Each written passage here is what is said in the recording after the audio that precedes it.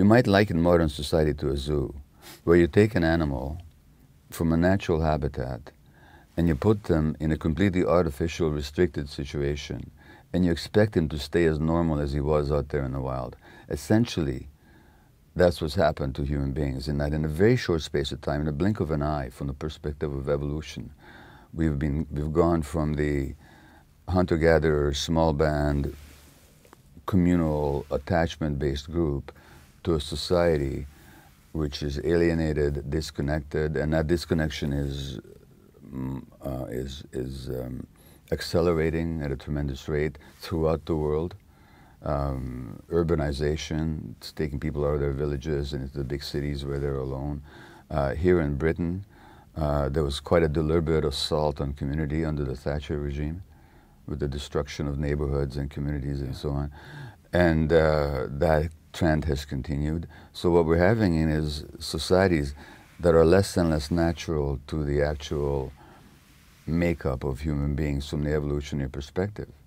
And which means that children are being brought up under increasingly artificial and disconnected circumstances. And, you know, Johann Hari, who's written a book recently on, on depression called Lost Connections, is pointing exactly at what's happening in modern society. So that these lost connections characterize the modern world, and as they do, you're getting the spread of autoimmune disease into countries that never used to have it before. Yeah. So we think autoimmune disease is one of these, or addictions for that matter. So if you look at the rate of addiction now in countries like China and India, it's going up exponentially, precisely because of the, and it's not a question of idealizing the old way of life. No. I mean, we can't go back, and of course there's all kinds of benefits to progress and industrialization. Trouble is that as we progress, we forget the benefits of, we forget what we've lost. So instead of combining progress, we're trying to hold on to what was best about some of the old ways. We just throw everything out, and we think we can reinvent ourselves. And as we do, we're making ourselves sick. Yeah. You're right, and I think it's a really great point to sort of bring up. We're not saying we need to go back to hunter-gatherer tribes. We can't.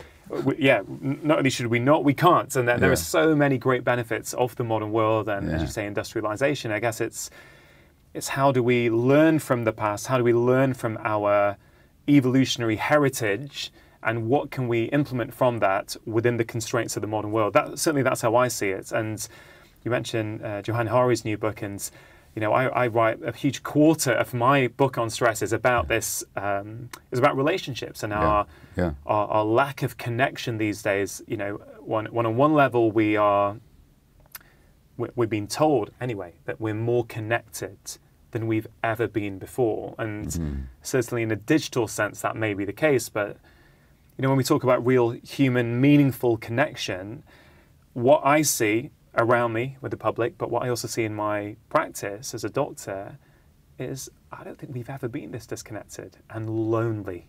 And well, we're more wired, but we're less connected, is how I would put it.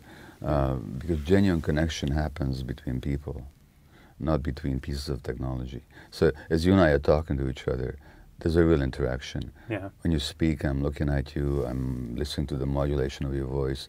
I may nod in agreement or shake my head in disagreement, vice versa, but the communication is taking place on many different levels. That's a connection. If you and I were having the same conversation online, it would be a whole different ball game, and I'd have no idea actually who I'm talking to. They'd just be exchanging words. So we're wired together, but we're not actually connected. We're actually disconnected in this world because people are isolated modules sending out messages via the Ethernet or the internet. When it comes to addictions, it's that disconnection again that leaves us so alone. So we're traumatized in the first place. We are then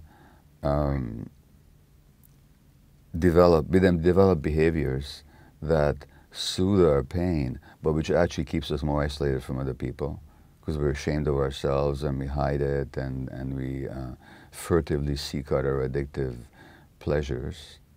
And that disconnection then furthers our sense of isolation. That isolation furthers our pain, and that pain further drives our addiction. So we live in a society that actually generates addiction in many of its members. Yeah. It really does, doesn't it? I did a post on my social media channels, I think just yesterday actually, about friendship. And I was saying that, look, seeing your friends in real life, so not over the internet, in real life is a necessity for human health, not a luxury. And I know myself, I've neglected some of the friendships closest to me over the last few years because I've been busy with my career and my family. And so, you know, and you sort of see on social media what your friends are doing, so you feel less of a need to actually see them in real life. And I was really surprised with how much that post on social media resonated with people. So many people started interacting and saying, yeah, you know what, I've not seen my friends in months. You know, yes, I've maybe had a bit of a text conversation with them, but I've not seen them in real life. And this was me trying to sort of challenge everyone to say, hey, look, get a date in the diary now, even if it's in 2 months' time, with one of your friends. Email them, call them, text them, whatever, but put a date in the diary where you're going to see your friends in real life. And it's crazy, isn't it, that we need to say these things. I mean, these things have always been there in human culture, yet we're now having to talk about them and remind us what has just been our norm for so many millions of years. And what's interesting, of course, is that on Facebook, we use the same language as we would in real life. So on Facebook, people have friends. But these friends that we have, these are people we don't know. We have nothing necessarily in common with, except maybe certain cultural ideas or interests. And so these friendships aren't genuinely supportive relationships. They're pseudo-friendships. And we actually substitute the one for the other. And then on Facebook, people like each other, but which are, again, is a substitute for genuine contact. But it's not that they like each other, they don't even know each other. You don't know somebody until you hung out with them. And so we substitute the language of friendship, and we substitute the language of connection for genuine friendship and genuine connection. And then we wonder why we feel so lonely and why we're so dissatisfied. And why we are seeking pleasure or seeking to numb that discomfort with the choices we're making, whether it is heroin, cocaine, or shopping and sugar. Yeah, yeah. Because I guess, you know, a lot of people listen to my podcast are trying to make lifestyle change. And a lot of them feel inspired to do so by what they hear, but some of them, I know, are struggling. Well, you know, I'm very interested in language, and even the phrase lifestyle change. It's not lifestyle changes people need to make, it's life changes people need to make. Yeah. You can change the style, but style is a rather superficial thing. You know, the style of clothing, you know. It's the life changes that people need, and we need to help people see the life changes that are required, not the lifestyle changes they need to require. It's the fundamental life that's being lived that needs to change, not the external behaviors. And lifestyle largely refers to behaviors, but not necessarily a transformation within. And really, to deal with addiction, it's not a question of dealing with the lifestyle, it's a question of dealing with the life. And it's a question of really owning the life, that this is my life, and I'm the one who needs to be the agent of my own life. And here are the reasons why the wound, or the trauma is another word for wound, actually. So the wounding that I received as a child has had me behave in certain ways. It's not those behaviors I need to change. I need to heal that wound. I need to change my life. And then the life behavior changes will automatically follow.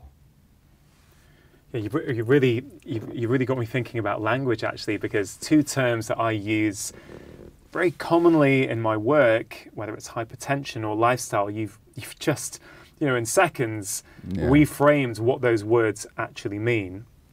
And I wonder where that comes from. You know, you're an immigrant to North America. Where has this fascination with language come from? Well, I think as an immigrant, you get to see the language a bit more clearly than the people who are actually in it. And you get to see the construction of language. And by the way, in my secret life, I used to be an English teacher. So I did that before I went to medical school. So I've always paid a lot of attention to language. And language very often unconsciously expresses realities and truths that, when you pay attention to it, are revealing. Yeah. And so words should never, even the word addict. Now, the word addiction actually comes from a Latin phrase for slavery. Wow. So a slave to the pain. Well, the original meaning was an addictus. It comes from the word to assign. Now, in the Roman world, when you couldn't pay a debt, you would be assigned as a slave to somebody until you worked off the debt. So you'd be an addictus. Somebody was assigned to somebody. So that's the origin of the word. So it implies slavery. So we actually understand that addict refers or originates in the word for slavery. We realize that it's not a choice, because who would ever choose to be a slave? You know. So I think language is absolutely revelatory if you understand the sources and meanings of words. Yeah, yeah, very much so. Gabor, I want to go to something you did last night in your talk, which, you know, I went out for dinner with my friends afterwards. We all attended it, and we were all talking about it.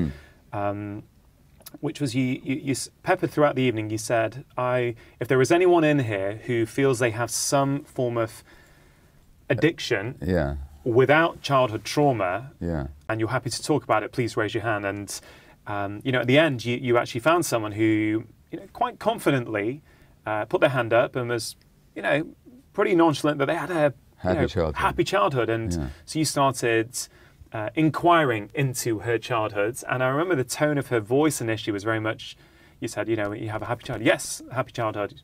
Parents said, yeah, parents absolutely loved me. You know, really sort of very vocal about how great her childhood was. And then it wasn't long before it became clear that actually she felt that her parents really loved each other, and sometimes she was intruding on them.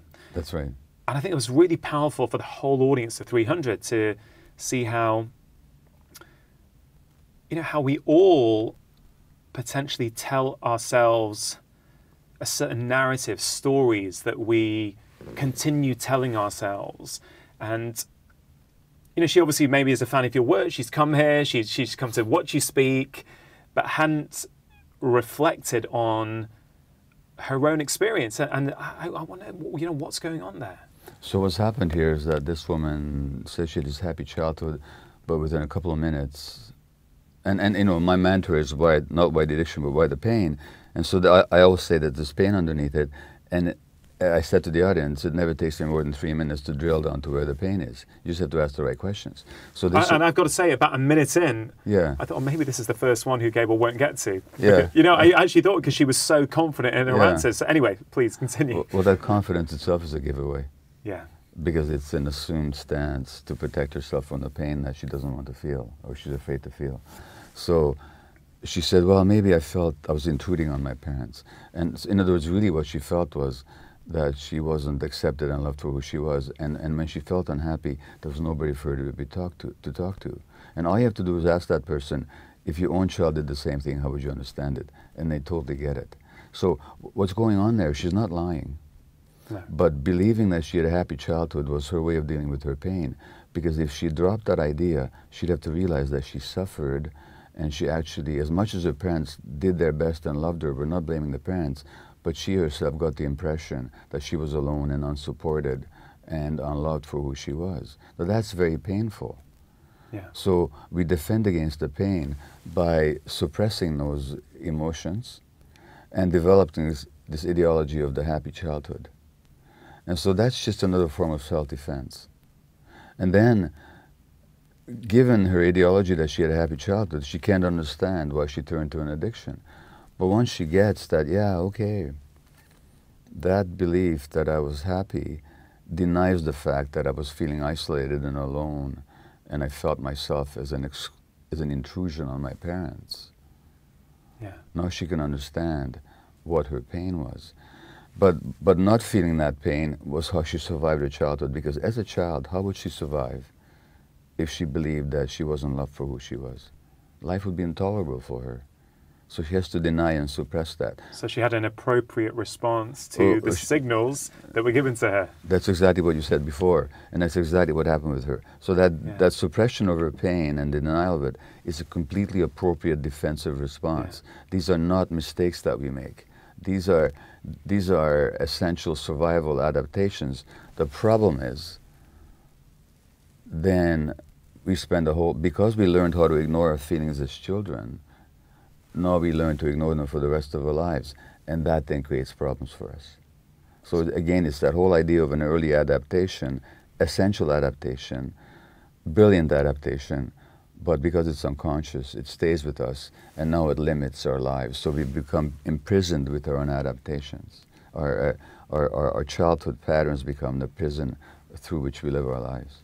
So hopefully last night for her might have been a key step, potentially, in her now being able to really go out and seek real healing, transformative healing. Hopefully, touch wood. Touch wood. But I would say that the very fact that she came to the talk and the very fact that she raised her hand, she was already working at it. Yeah. Because she didn't have to raise her hand. Yeah. So if she did, it meant that she already had a curiosity about it. Yeah, so absolutely. So she'd already taken the first step. Yeah, absolutely. Okay, well, in your book, In the Realm of Hungry Ghosts, I think, is it the second chapter where you talk about a funeral you go to of one of your, someone you were looking after, an addict. A 35-year-old who overdosed, yeah. And I will let you tell the story, but one thing it really illustrates to me is how addiction is on a spectrum, of course, but how powerful that addictive drive is for some people, and I just wonder if you could expand on that, because that was really, really interesting. So this woman's real name was Shannon, which I can tell now. She was 35, and she was a beautiful woman as a young woman. When I met her, she was already fading. She was in her mid-30s or early 30s when I met her. She had severe opiate addiction, and because she injected, she had blood-borne infection in one of her knees. So she had osteomyelitis, a joint infection, or a bone infection in her knee bones. She needed to be hospitalized for intravenous antibiotic care, but she could never be hospitalized long enough because she had to leave a news, and every time she left the news, she was expelled from the hospital. Right. So her osteomyelitis was never treated. Expelled from the hospital? Expelled from the hospital because she wasn't engaging in treatments? Well, she was leaving the hospital to use. Right. And so therefore they wouldn't treat her? So so she wouldn't, so they didn't want her using her IV lines for shooting heroin. No. Since then, we've developed a facility where people can have intravenous antibiotics and use if they need to. But this is before the days of that particular facility. Yeah. So out of the regular hospitals, she'd be regularly kicked out before her 6 or 8 weeks of antibiotics treatment was completed. So by the mid-30s, and they were actually talking about amputating the knee because there's nothing more they could do. And so by her mid-30s, she was in a wheelchair, and she would quickly wheel her wheelchair down a street looking for her next hit. Now, she left the downtown east side for 6 months, and she actually got clean. And then she came back, and within 3 days was dead of an overdose. Because what happened, of course, is that she used the same amount she had used before she left the downtown east side, but now she was detoxed. So she'd lost her tolerance. So you would understand what I mean by that. Yeah. So the same dose that she could tolerate prior to leaving the downtown east side, now that she was free of drugs, that same dose killed her. Wow. And so we go to her funeral, and there's all these friends of hers, each of them with their HIV or their hepatitis C or their chronic infections, and they're mourning their friend. Yeah. And I'm thinking how powerful the drive of the addiction is, that this young woman would shed her life for the sake of that next hit, and her friends who are watching her being buried and memorialized are going to continue using despite this dire example. Yeah, they're going to continue using despite seeing that.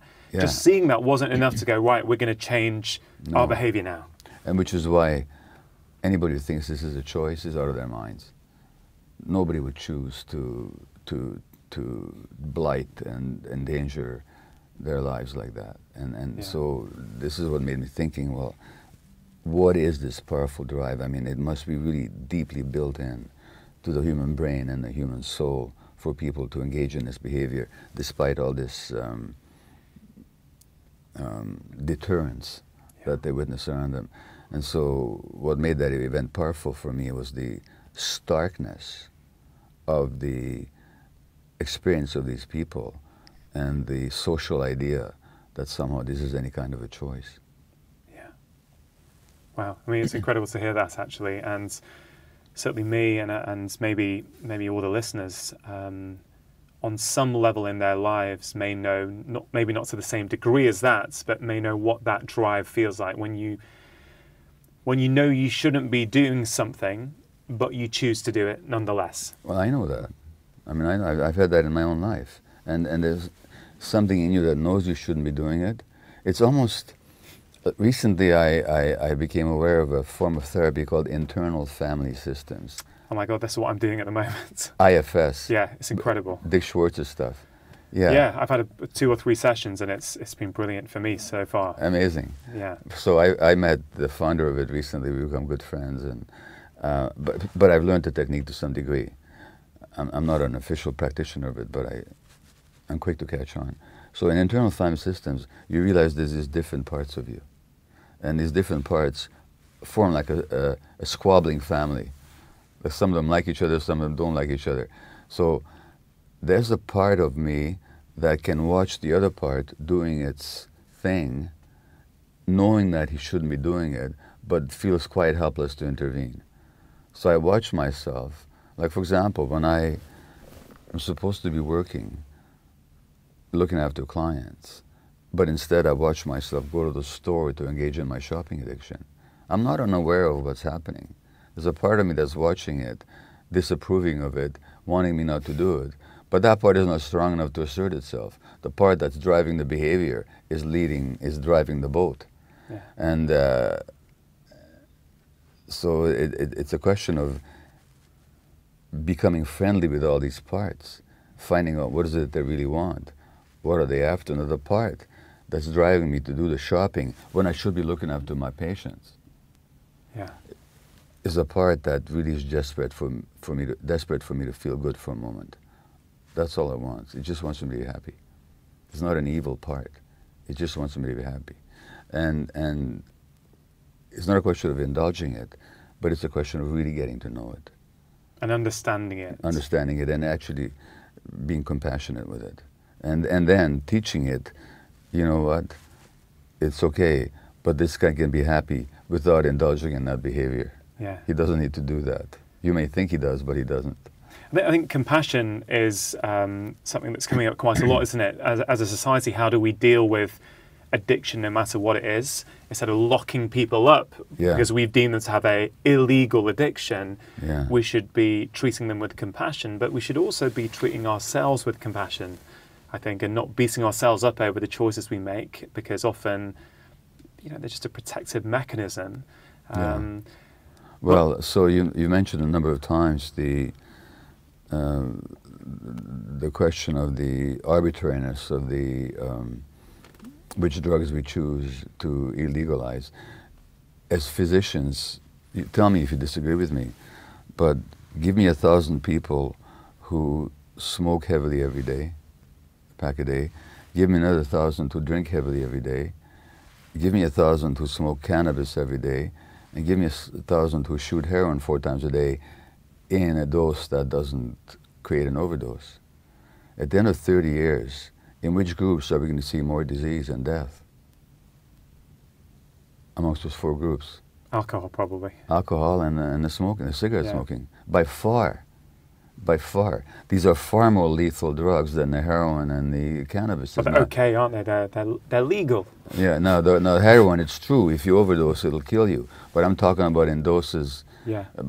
Many of the overdoses happen because people are having to shoot up in back alleys with who knows what impurities. What if we gave them their heroin as they do in some clinics in the UK, at least they used to, in prescribed doses that keeps them from going into withdrawal, but doesn't overdose them? That group will be far healthier 30 years later. So by what arbitrary standard have we decided that it's okay for people to murder themselves with cigarettes and alcohol, but they can't use heroin legally? What logic is behind that? It has nothing to do with medicine, for sure. It has nothing to do with health.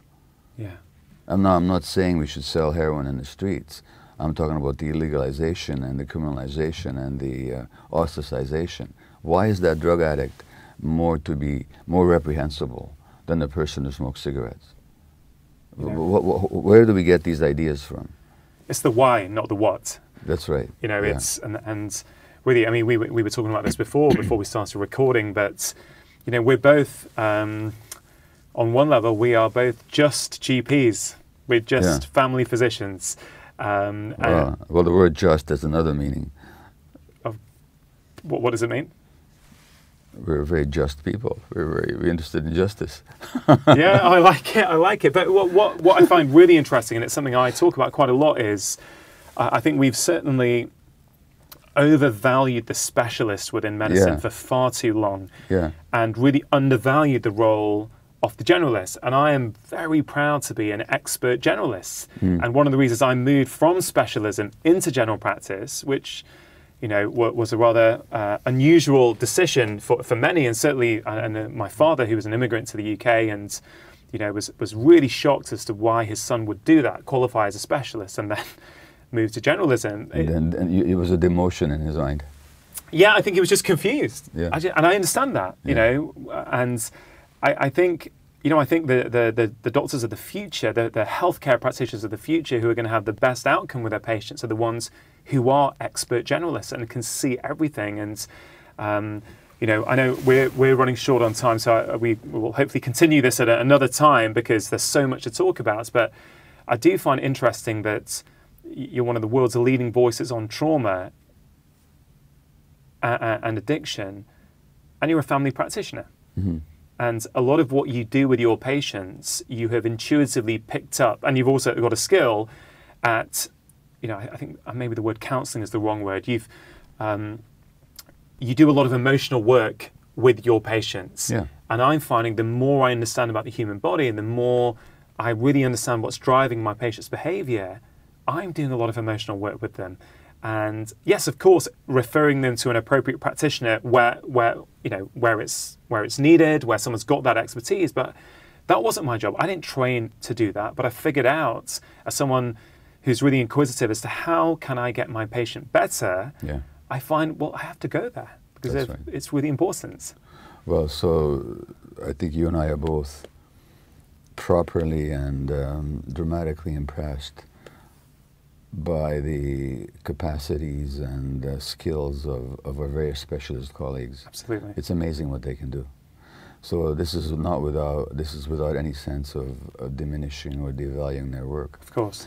But they're trained in a certain ideology, which is purely biologically based. So they look upon the human body as a physiological entity divided into various organs and systems. And that's what they deal with.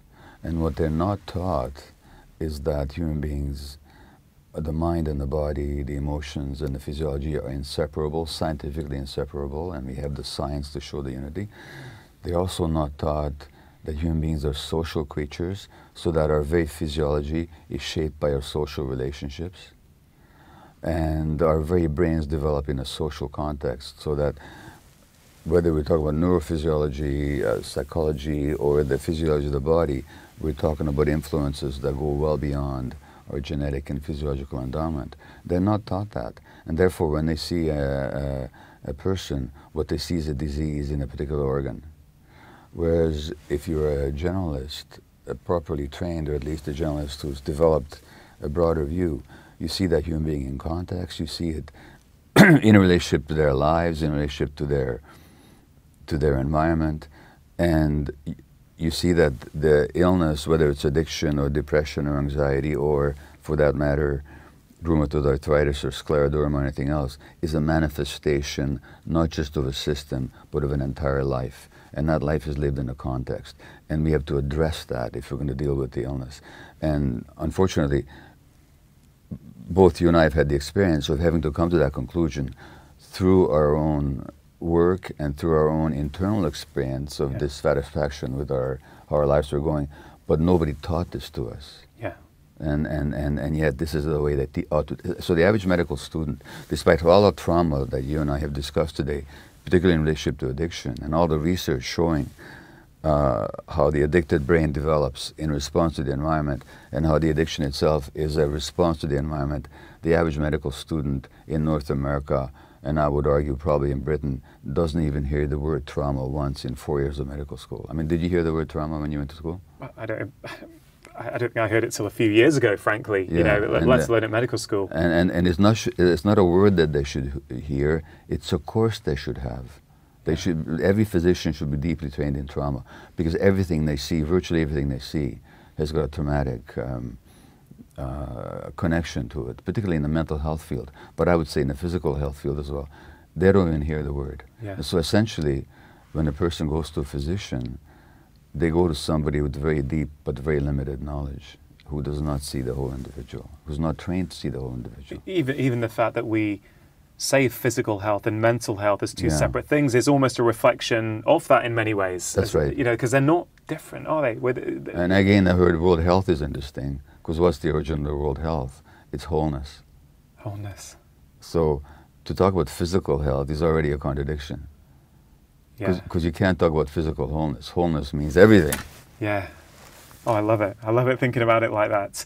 Look, Gabor, for many people listening, we've gone through some quite dark stuff, hopefully illuminating for people, but potentially dark and quite demoralizing potentially for some people in terms of them thinking about their own lives, potentially what they might have inadvertently passed on to their own children. I know certainly the first time I saw you speak, you automatically start to think about your own ability as a father and what you could have potentially done better, all the time remembering that you've done the best that you can at that time. I wonder if we can finish off with a few notes of positivity for people, that there is hope and there are things that we can do to help change this. Well, first of all, I don't see this as a gloomy discussion, because I think for people to understand themselves, they need to look at all aspects of their existence. So to me, this is illuminating. And St. Paul says somewhere that once you shed light into darkness, the darkness itself becomes light.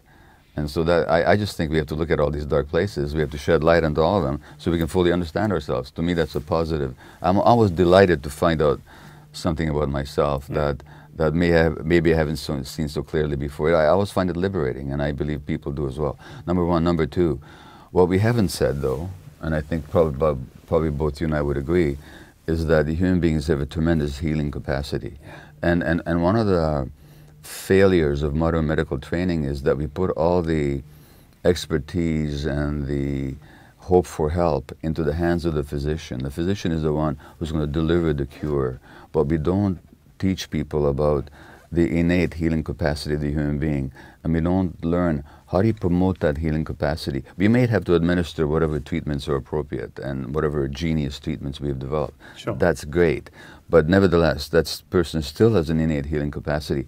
How do we engage it? How do we evoke it? How do we encourage it? That's not a question that we ask ourselves, and yet there's many examples of people healing or doing much better with illnesses than medical prognosis would have told them. Now look at the recent death of Stephen Hawking, the physicist, who I discuss in one of my books.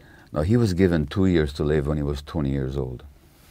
He outlived his diagnosis by more than 5 decades. Something in him allowed him to do that. Something in him that the medical mind could not have fathomed at the time.